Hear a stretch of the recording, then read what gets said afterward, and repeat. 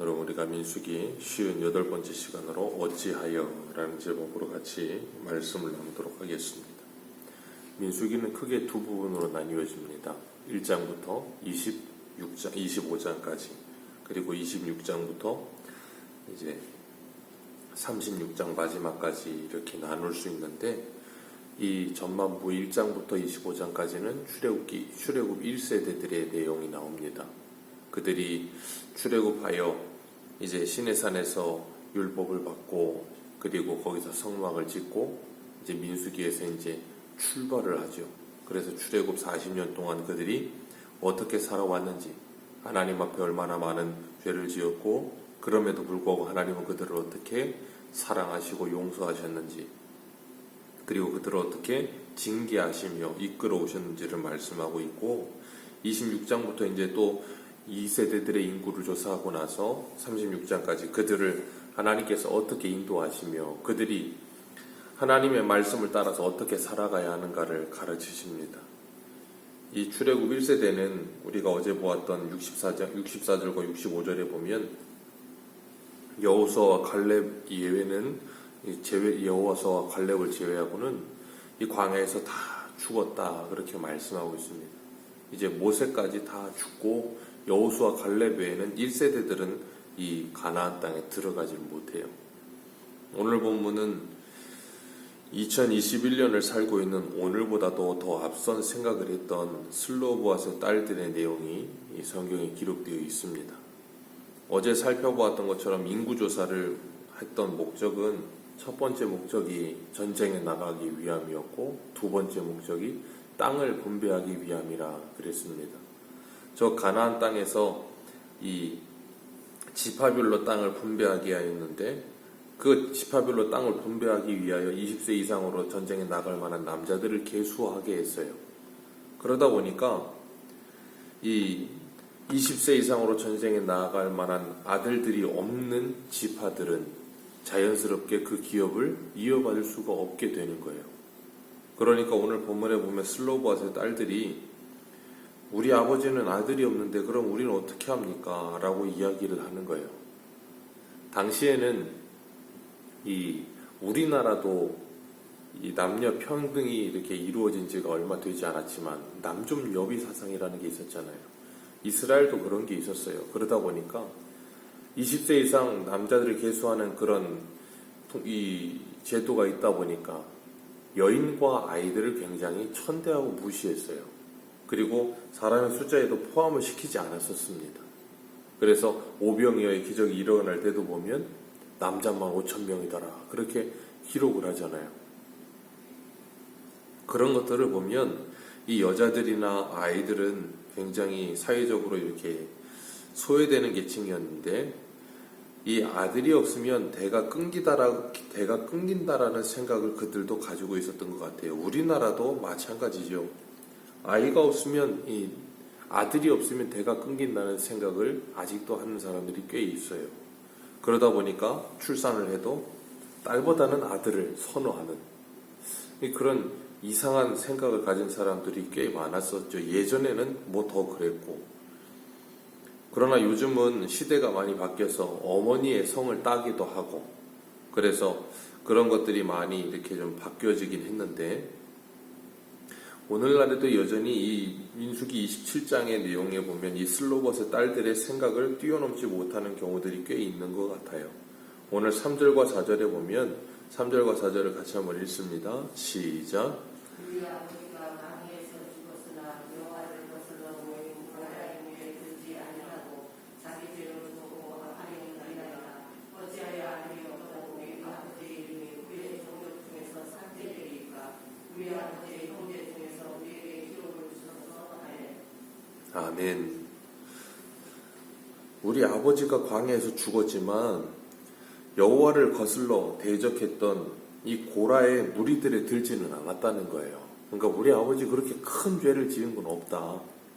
우리 아버지 그렇게 엄청난 죄를 지은 게 없는데, 단지 아들이 없다는 이유 하나만으로 어떻게 기업을 주지 않고 우리 아버지가 족보에서 삭제될 수 있겠느냐. 쉬운 말로 말하면 이스라엘 지파 가운데 어떻게 우리 아버지의 이 혈통이 사라질 수 있겠느냐, 대가 끊어질 수 있겠느냐, 그건 잘못된 것 아니냐, 그렇게 이야기하는 거예요.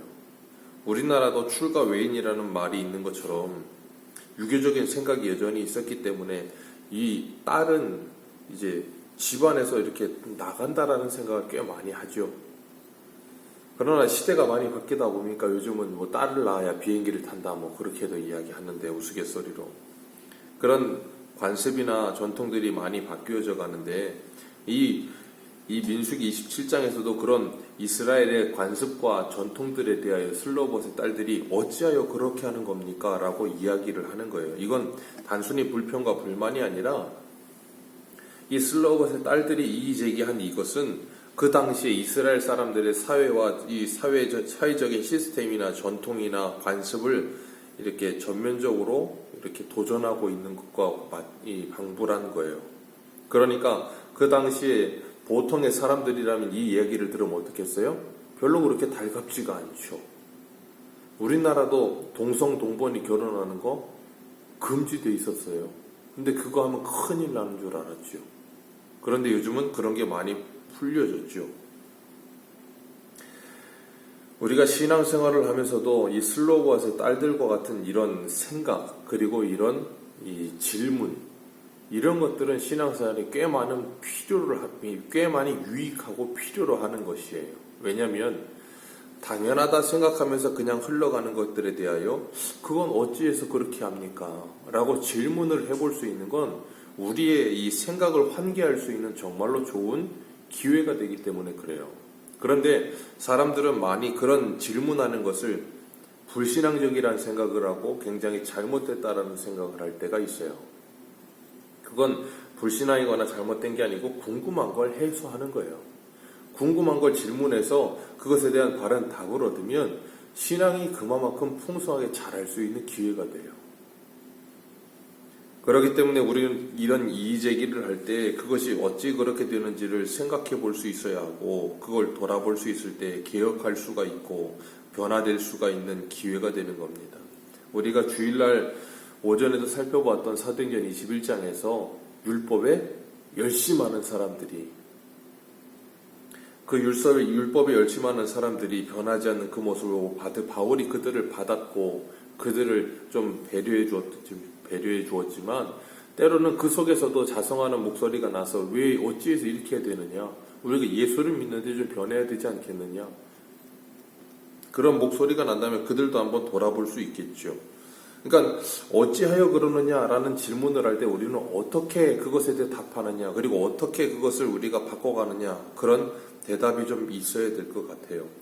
모세가 그동안 한 번도 생각해보지 않았던 문제였다 보니까 이 이야기를 듣고 나서 5절에 보면 하나님께 아뢰었다 그랬습니다. 이 당시에 모세는 이제 하나님께서 부르시기 직전쯤 됐을 때 나이예요. 굉장히 나이가 많은 나이대인데도 불구하고 이 문제를 스스로 판단하지 않고 하나님께 가지고 나가 기도해요.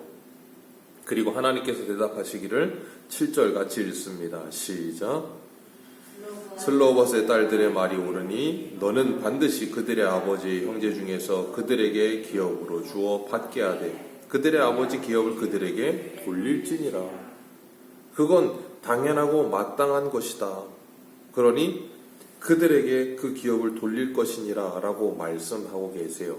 오늘날 우리들도 이런 사회적인 약자와 같은 사람들의 말에 기울일 수 있는 사회가 될 수 있기를 바라봅니다.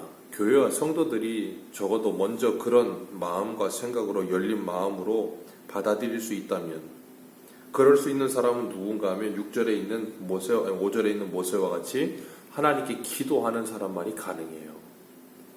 하나님께 기도하는 사람만이 다른 사람 말에 귀를 기울일 수 있습니다. 하나님께 기도하는 사람만이 오랜 전통과 관습이라 할지라도 그것을 내려놓을 수 있는 믿음의 용기가 있는 거예요. 기도하지 않으면 그거 그렇게 되기 쉽지 않거든요.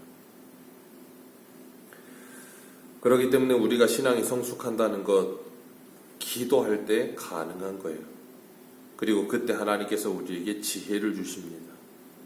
우리가 하나님의 말씀을 따라 살아가면서 하나님께서 우리에게 주신 모든 것들을 가지고 우리가 생각해보며 베레아 사람들처럼 진정 그러한가 하여 말씀을 상고해보며 때로는 그것이 아닌 것 같다 싶을 때는 어찌하여 그렇게 되는가 질문도 해보며, 그리고 그것이 잘못된 전통이라면 개혁도 해가며, 기도하면서 그 전통을 가지고 있던 것을 바꾸어가면서 날마다 우리를 창조하신 창조주에 이르기까지 우리의 지식도 새로워져 가며, 정말 그렇게 조금씩 조금씩 변화되어져 가는 교회와 성도들이 되기를 주님의 이름으로 축복합니다.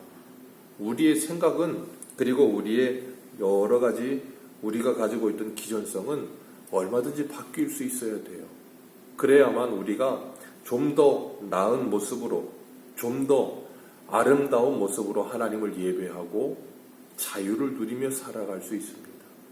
그렇게 우리 안에 신앙의 유연함과, 그리고 다른 사람의 말에 귀 기울일 수 있는 넓은 마음을 가지고 오늘도 기도하며 우리에게 주어진 인생 속에서의 궁금증을 하나님께 기도하며 그 답을 얻으며 하루하루 더 주님과 친밀한 관계 속에 살아가시기를 주님의 이름으로 축복합니다.